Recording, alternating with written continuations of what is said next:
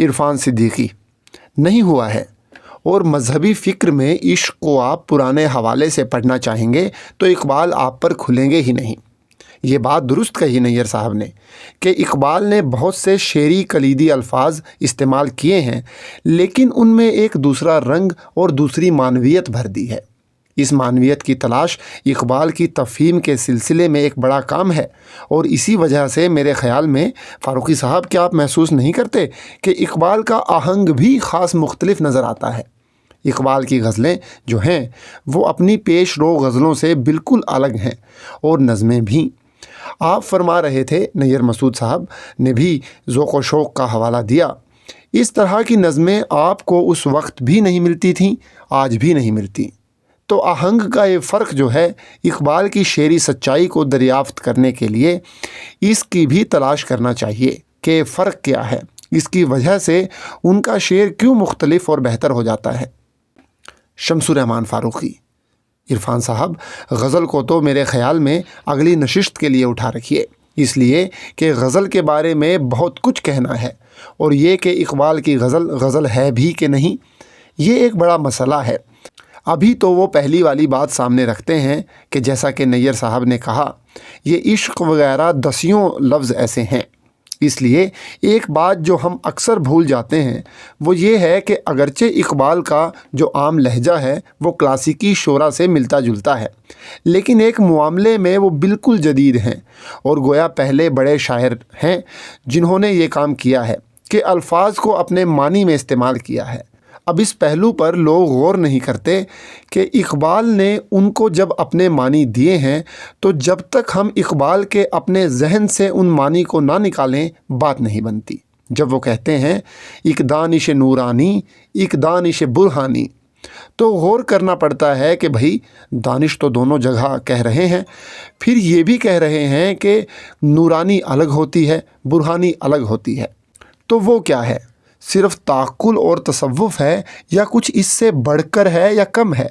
مجھے اپنی بات پھر یاد آتی ہے، جیسے مان لیجئے کہ لالائے صحرا ہے۔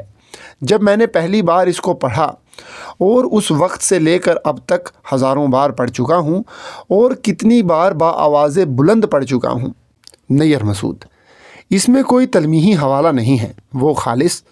فاروقی: کوئی تلمیحی حوالہ نہیں ہے، لیکن اس لیے وہ نظم اپنی جگہ پر اس قدر مکمل بھی ہے اور مشکل بھی ہے کہ اس میں تمام الفاظ کو اقبال نے خود اپنے معنی میں استعمال کیا ہے۔ مثلاً یہ گنبد مینائی یہ عالم تنہائی، مجھ کو تو ڈراتی ہے اس دشت کی پنہائی۔ اب ظاہر ہے کہ یہ گنبد مینائی آسمان ہے بھی اور نہیں بھی، اور یہ دشت جو ہے یہ دشت حیات ہے بھی اور نہیں بھی ہے۔ اس پر مجھے خوف ہے کہ بہت کم لوگوں نے غور کیا ہے۔ لوگ یہی کہتے رہے ہیں کہ عشق ان کے یہاں علامت ہے اور شاہین ان کے یہاں، لیکن بنیادی بات یہ ہے کہ انہوں نے شاعری کے جو روزمرہ کے الفاظ ہیں ان کو اپنے معنی میں استعمال کیا ہے، اسی لیے ان کی نظم مشکل ہوتی ہے۔ نیّر مسعود: آپ نے بہت صحیح بات کہی فاروقی صاحب۔ اسی لالائے صحرائی میں جو شعر ہے اس کا مطلب اب تک پوری طرح سمجھ میں نہیں آیا ہے، لیکن بہت زبردست شعر معلوم ہوتا ہے، اور ابھی جیسا آپ نے معلوم ہوتا ہے اس کا ہر لفظ اقبال کسی الگ معنی میں، ذاتی معنی میں استعمال کر رہے ہیں۔ کہتے ہیں اس موج کے ماتم میں روتی ہے بھنور کی آنکھ، دریا سے اٹھی لیکن ساحل سے نہ ٹکرائی۔ یہ بالکل عام الفاظ ہیں۔ عرفان صدیقی: بظاہر بالکل کلاسیکی رنگ کا شعر معلوم ہوتا ہے۔ نیّر مسعود: جی ہاں، کوئی بھی معنی خیز لفظ نہیں ہے، حتیٰ کہ بھنور کے لیے گرداب بھی نہیں استعمال کیا جو نسبتاً معنی خیز معلوم ہوتا ہے، تو اس پر بھی ذرا گفتگو ہونا چاہیے۔ اقبال کا استعمال الفاظ۔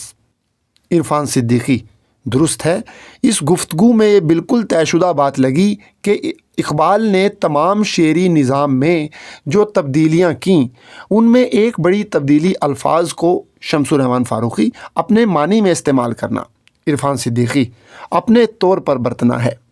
پہلے وہ کسی بھی انداز میں استعمال ہوتے رہے ہوں۔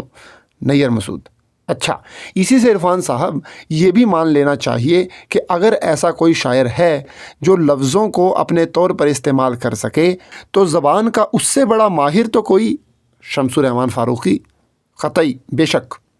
عرفان صدیقی: یقیناً وہ زبان کے بہت بڑے ماہر تھے، اس میں تو کوئی شک ہی نہیں۔ زبان سے ان کا بڑا اجتہادی رشتہ تھا، بلکہ کہیں کہیں تو بڑا باغیانہ رشتہ ہو جاتا ہے۔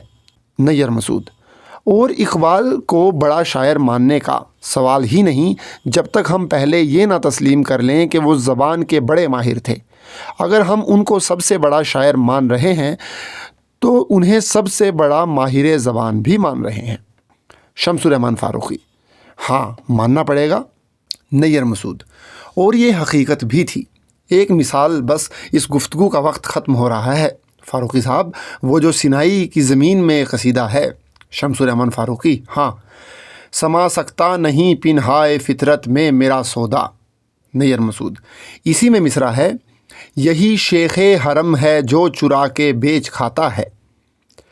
چرا کر بیچ کھانا کسی اور شاعر کی ہمت نہ پڑتی کہ اس شان کے قصیدے میں ایسا عامیانہ محاورہ استعمال کرے۔ شمس الرحمن فاروقی: اور وہ بھی کن چیزوں کے سلسلے میں؟ عرفان صدیقی: کن چیزوں کے سلسلے میں؟ واقعی ذرا سوچئے۔ نیّر مسعود: اس فعل کا گھٹیا پن اور چھچھورا پن ظاہر کرنے کے لیے ایسا ہی عامیانہ محاورہ چاہیے تھا۔ شمس الرحمن فاروقی: یہ تو میر ہی کر سکتے تھے کہ متن نمازیوں کو خانہ ساز دیں جانو کہ ایک اینٹ کی خاطر یہ ڈھاتے ہیں گے مسیت۔ اسی نے کہا صاحب، اور اس کے بعد پھر اقبال نے کہا، اور کوئی نہیں کہہ سکا۔ عرفان صدیقی: درست ہے، شکریہ۔ تیسری نشست۔ عرفان صدیقی: پچھلی گفتگو کا سلسلہ اس پر ختم ہوا تھا کہ اقبال نے کس انداز میں پرانے شعری الفاظ کی اصطلاحوں کو اپنے طور پر ایک نئی معنویت دی ہے اور تقریباً بالکل معنی بدل کے استعمال کیا ہے۔ ایک شعر کے حوالے سے میں اس بات کو تھوڑا سا آگے بڑھانا چاہتا ہوں۔ یہ شعر خاص طور پر اس لیے پڑھ رہا ہوں کہ اقبال کی تفہیم سے تعلق رکھنے والے دونوں مسئلے اس میں سامنے آتے ہیں، یعنی تاریخی اور مذہبی حوالے اور الفاظ کی معنویت۔ شعر ہے ان کا: تیرے ضمیر پہ جب تک نہ ہو نزول کتاب، گرہ کشا ہے نہ رازی نہ صاحب کشاف۔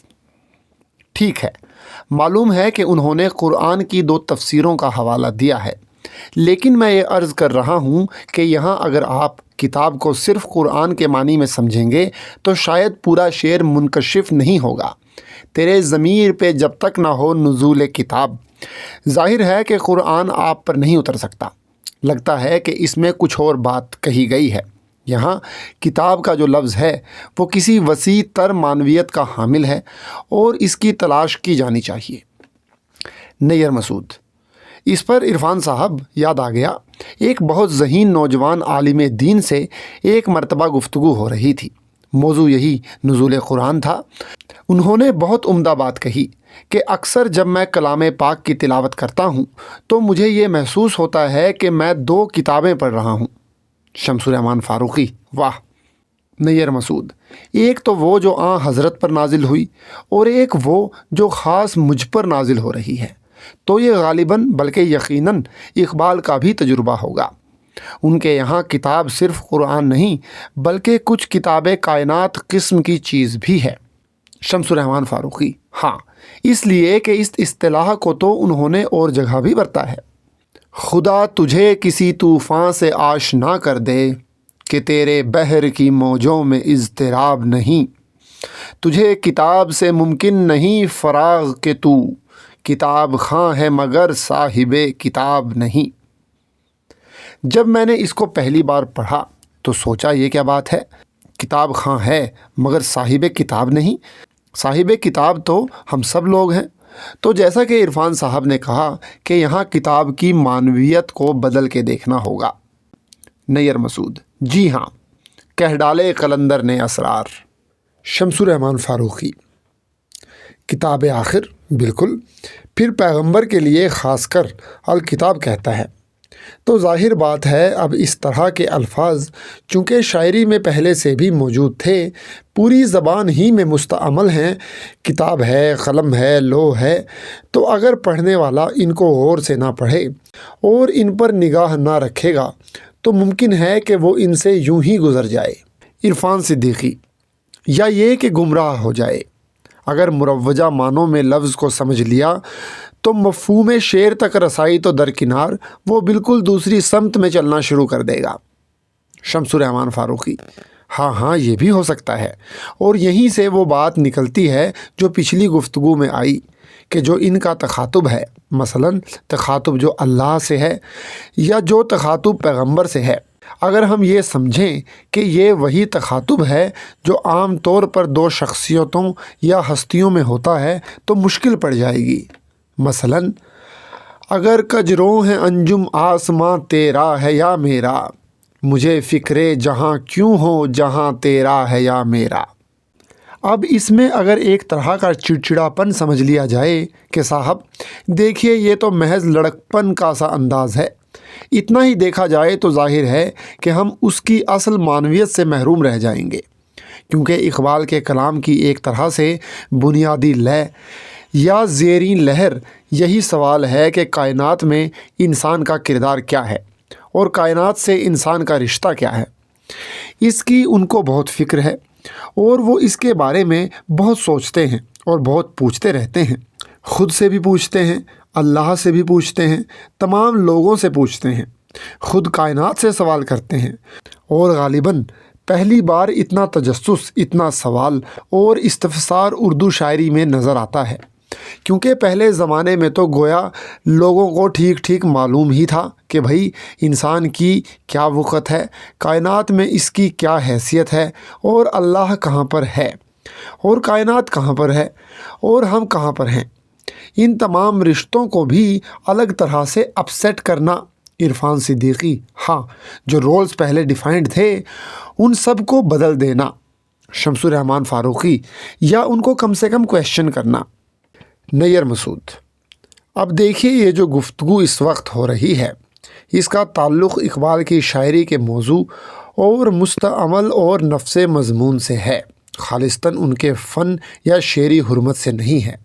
ایک دلچسپ یا افسوسناک بات کہہ لیجئے، فاروقی صاحب تو شاید مستعل ہو جائیں، میرا خیال ہے عرفان صاحب آپ سے گفتگو کی جائے۔ اقبال کی شاعرانہ حیثیت کے علاوہ ایک دانشورانہ، مدبرانہ اور سیاسی حیثیت بھی تھی، اور ایک معمار ملک بھی مانے جاتے ہیں۔ تو فاروقی صاحب سے بات نہیں کر رہا ہوں۔ عرفان صدیقی: کوئی مذائقہ نہیں، اس لیے کہ بات تو ان سے کی ہی جائے گی۔ نیّر مسعود: ان کو غصہ آئے گا اور پھر؟ عرفان صدیقی: نہیں تو ان کو تھوڑا سا مستعل کیا جائے گا۔ نیّر مسعود: خاص طور پر ہندوستان کے نقاد اور ان میں فاروقی صاحب یقیناً شامل ہیں، اگر اقبال کے فنی محاسن پر گفتگو کو مرکوز رکھتے ہیں تو سمجھا جاتا ہے کہ گویا ایک منصوبے کے تحت ایسا کیا جا رہا ہے، اور اقبال کی جو اصل عظمت تھی، فکری عظمت، اس کو چھپانے کے لیے اس پر زور دیا جا رہا ہے کہ صاحب وہ شاعر بہت اچھے تھے۔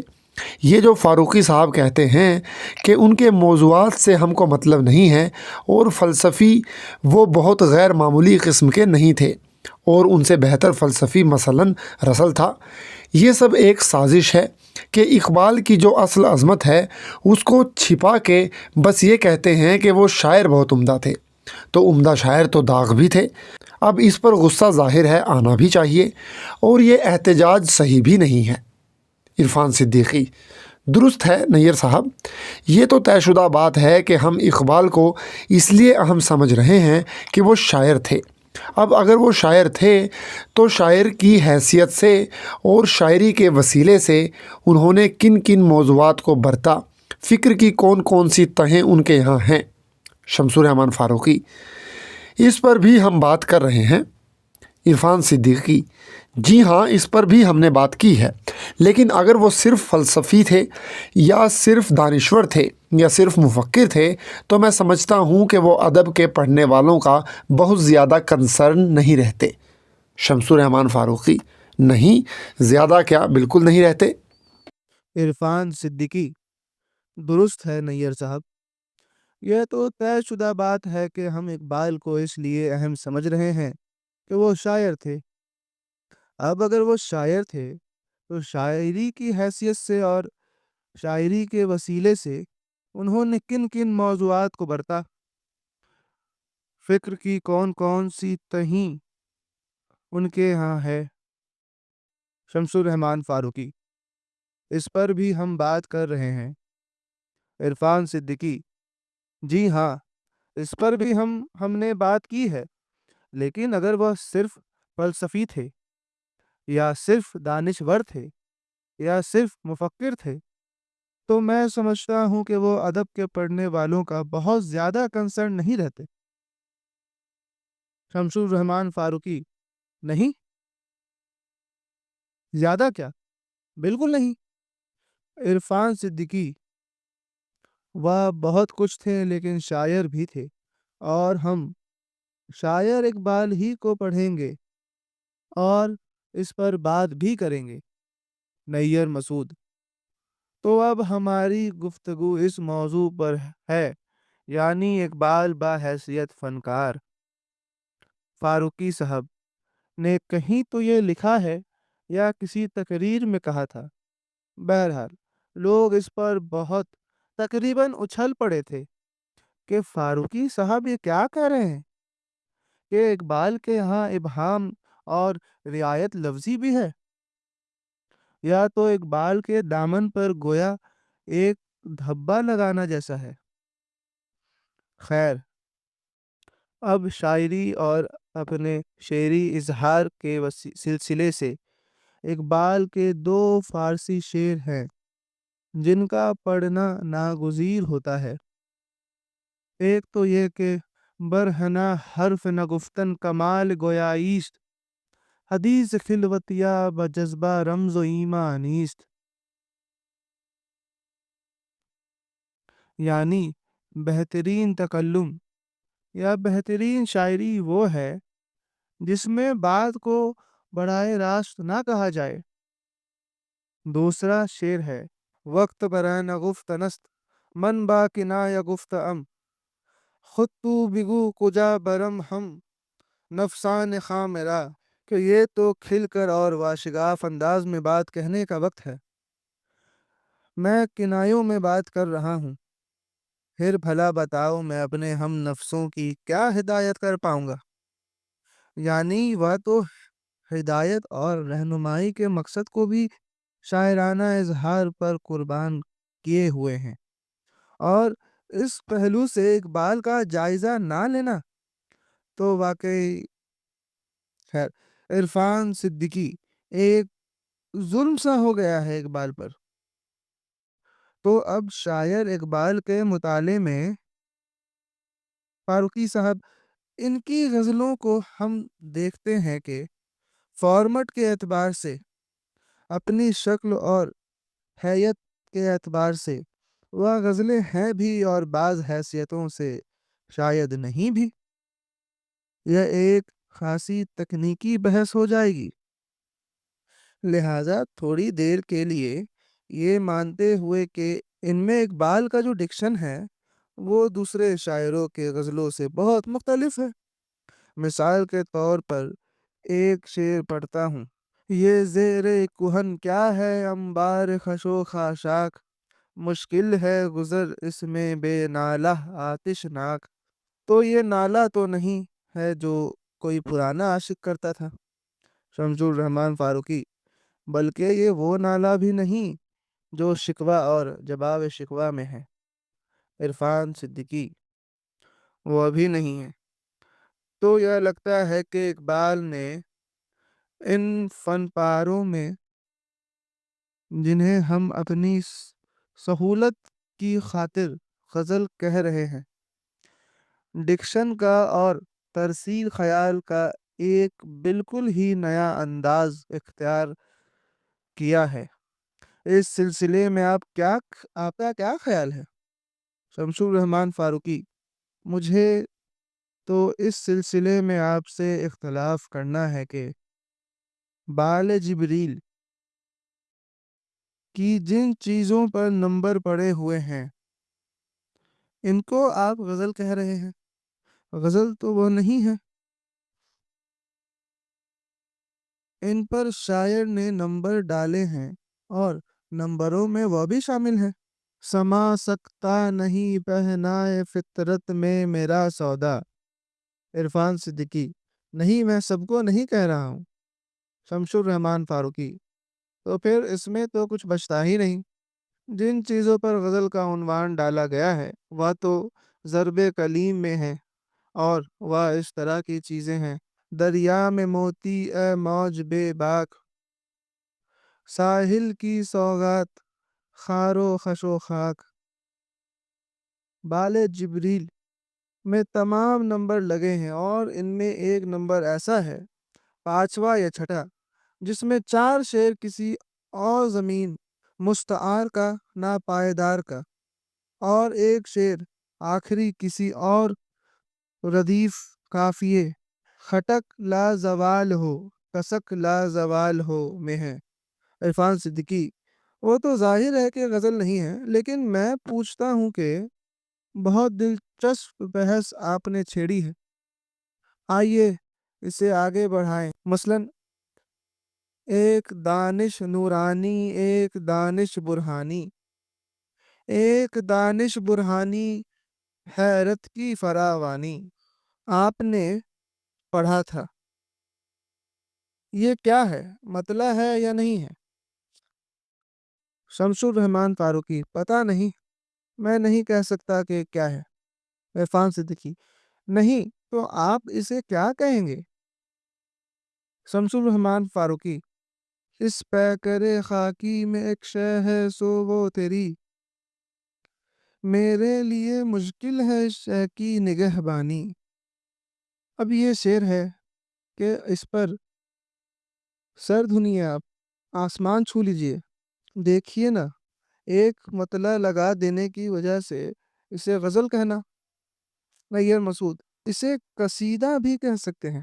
عرفان صدیقی: نہیں، میں نے اس لیے عرض کیا تھا کہ تکنیکی اعتبار سے ہم ان کو غزل کہنے پر اس لیے مجبور ہوتے ہیں کہ ان کا فارمیٹ غزل کا سا ہے۔ شمس الرحمن فاروقی: قصیدے کا فارمیٹ کیوں نہیں مانتے ہیں آپ؟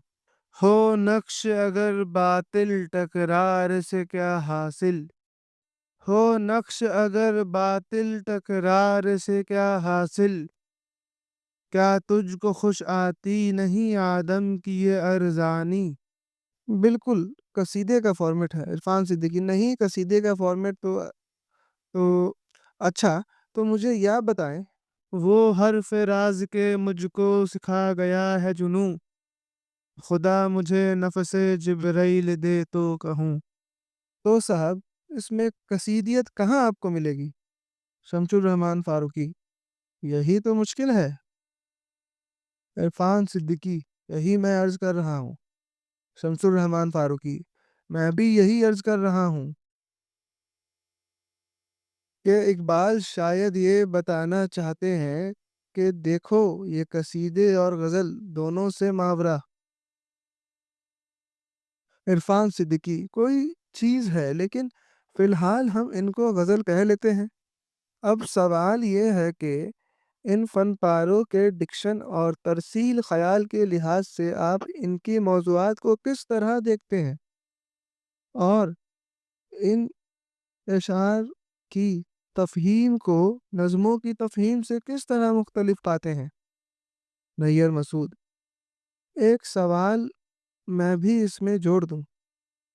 فاروقی صاحب، اقبال کا کلام اپنے آہنگ کی وجہ سے فوراً پہچان میں آتا ہے، لیکن اس آہنگ کو بیان کس طرح کیا جائے؟ شمس الرحمن فاروقی: پہلے میرا خیال ہے، پہلی بات کو لیتے ہیں۔ میرا خیال ہے جس بنا پر لوگوں نے نمبروں والے کلام کو غزل کہا ہے وہ یہ ہے کہ اس میں معانی سے زیادہ کیفیت کی فراوانی ہے، اور اس کے معنی بیان کرنا مشکل بھی ہے، اس لیے کہ اس میں فکر کا ویسا غلبہ نہیں ہے جیسا ہم اقبال کے ساتھ وابستہ کرتے ہیں، اور یقیناً یہ ایک طرح کا کلام ہے، محبت کی رسمیں نہ ترکی نہ تازی، محبت کی رسمیں نہ ترکی نہ تازی، شہید محبت نہ کافر نہ غازی، یہ جوہر اگر کار فرما نہیں ہے تو ہے علم حکمت فقط شیش بازی۔ اس میں اس قدر اس کو سرساری کہیے، سرمستی کہیے، جو بھی کہیے، لیکن ایک ایسی کیفیت کی فراوانی ہے کہ شعر بہرحال آپ کو متاثر کرتے ہیں۔ اگر یہ کہیے کہ ان میں مثلاً قصیدے کا وہ رنگ و آہنگ ہے جو منوچہری کے چھوٹی بہر والے قصیدوں میں، نیر مسعود، نیر مسعود، لفظ بہتے چلے جا رہے ہیں، شمس الرحمن فاروقی، جی ہاں، اور یہ نئی نسل کے لوگ اقبال کو بہت زیادہ پسند نہیں کرتے۔ اگر ان سے کہا جائے کہ اس کو غزل یا قصیدہ یا نظم سمجھ کر نہ پڑھو، بس کلام سمجھ کر پڑھو، وہ لوگ زیادہ متاثر ہوں گے، کیونکہ کیونکہ وہ توقعات جو ہمیں عام غزل داغ بلکہ غالب کی بھی غزل سے ہیں، وہ اس کلام سے پوری نہیں ہوتی، اور اس میں معانی بیان کرنے کے وہ مراحل نہیں ہیں جو مثلاً خضر راہ میں یا دوسری مشکل نظموں میں ہیں۔ ہم دیکھتے ہیں بلکہ ان کی جگہ پر ایک سرمستی ہے۔ اب رہ گیا یہ سوال کہ کیا یہ سرشاری اور سرمستی کی کیفیت اور جگہ نہیں ہے؟ تو اس کا جواب میں دینا چاہتا ہوں کہ ہے بھی اور نہیں بھی، اس لیے کہ اور جگہوں پر معانی بھی کثرت سے ہیں اور یہاں معانی کم ہے۔ مثلاً سرراس مسعود پر جو نظم انہوں نے لکھی تھی، اس کو پڑھیں آپ۔ پہلا بند جو ہے وہ تو شاید مرثیہ ہے گویا سرراس مسعود کے بارے میں، دوسرے میں بہت فکری رنگ ہے، مگر آہنگ دونوں میں بہت ہی ٹھہراؤ اور گمبھیر ہے۔ تو اقبال کے یہاں آہنگ کا تنوع اس طرح ہے کہ کہیں معنی کی کثرت ہے، پھر بھی آہنگ بہت پرشکوہ ہے۔ بعض جگہ معنی کی کثرت نہیں ہے لیکن آہنگ میں روانی بھی نہیں ہے، اور جو یہ پوچھا جائے کہ ایسا کیوں ہے، تو صاحب اس کا جواب میرے پاس نہیں ہے، عرفان صدیقی، اس کا جواب فاروقی صاحب میرے خیال میں کسی کے پاس نہیں ہے، جیسے اس کا جواب کسی کے پاس نہیں ہے کہ وہ فن پارے کیا ہیں، انہیں قصیدہ نہیں کہہ سکتے، غزل نہیں کہہ سکتے، لیکن ان میں آہنگ کی فراوانی ہے، اور یہ ڈیکوڈ کرنا بھی مشکل ہے کہ وہ فراوانی کثرت مفہوم کی بنا پر ہے یا الفاظ کے نئے پن کی بنا پر ہے یا خود الفاظ کے اپنے آہنگ کی بنا پر ہے۔ نیر مسعود، اس کی بہت اچھی مثال ساقی نامہ ہے، روانی اور تسلسل بھی ہے، فکر اور کثرت معانی بھی ہے، اور الفاظ کی غنائیت بھی ہے، لیکن یہ وہ مسئلہ ہے جو ہم لوگوں کو حل کرنا بھی نہیں ہے کہ یہ آہنگ کس طرح پیدا ہوتا ہے۔ رہ گیا یہ طریقہ کہ ایک لفظ کو، جیسے کسی نے کہا بھی ہے کہ نیکر کا خرام بھی سکون ہے والی نظم میں کچھ حرفوں، شمس الرحمن فاروقی، ارے وہ کہاں، دریا کے خاموش کوثار کے سبز پوش، اور وہ عرفان صدیقی، بس اس آہنگ سے ہم لطف اندوز بھی ہوں، اگر اتنا ہو جائے تو میں سمجھتا ہوں تفہیم کا ہمارا ایک مرحلہ ہو جائے گا۔ شمس الرحمن فاروقی، ہاں بس۔ نیر مسعود، بس اتنا کافی ہے۔ عرفان صدیقی، بہت بہت شکریہ۔